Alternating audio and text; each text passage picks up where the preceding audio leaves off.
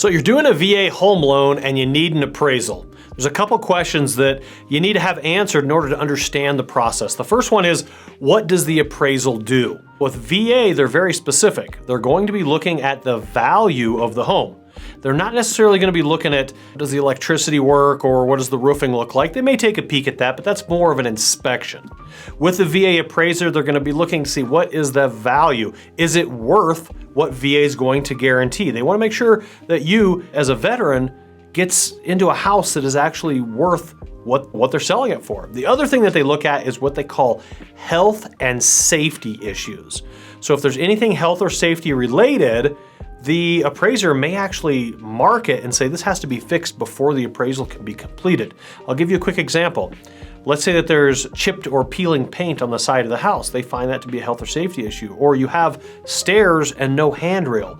That was a health or safety issue. Maybe a piece of broken glass on the front window. Again, a health and safety issue. So what the appraiser will do is say, hey, we can go ahead and do this appraisal, but we're not going to finalize it until that health or safety issue is fixed. So if you get conditions on your appraisal, don't freak out about it. It's just that the seller is going to have to fix a few things.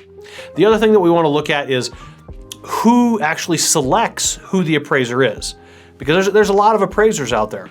For some people, it's shocking to understand that the client, you as the home buyer, you don't get to choose the appraiser. Us as the loan company, we don't get to choose the appraiser. And the real estate agent doesn't get to choose the appraiser. Instead, what happens is we send the order in to VA, who then, in their system, round robins it and sends it out to whoever their system selects. Typically, it is regional. If you're in Colorado Springs or in Denver or wherever you're at, they get appraisers in that general area to come in and do that appraisal. And plan on that appraisal, probably, it depends on where you're at. Let's say about $800 is about what you're gonna pay for that appraisal. Now, let's say you're buying a house out off the beaten path a little ways and they have to drive for an extra half an hour. You may find that appraisal ends up costing $1,000 or $1,200 in order to get that appraisal done.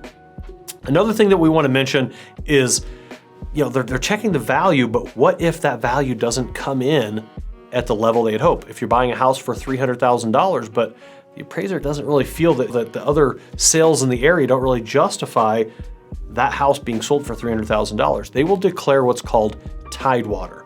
And if they declare tidewater, what that means is they're going to put a stop on the final value, and they actually request from the lender and the real estate agents, show me some comparables, is what the VA appraiser says. Show me some comparables that can justify the $300,000 purchase. It's not that they want to put a stop to it. They just want to say, maybe I missed something.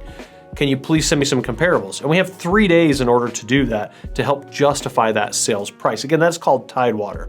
And they have some other things. They have reconsiderations of value and stuff that you can do different levels if the appraisal doesn't come in the way you want. But the main thing here is that appraiser is there to determine the value of the property, and the health and safety of the property is in a condition that VA really wants their veterans to be getting in that house. I hope that helps you understand VA appraisals.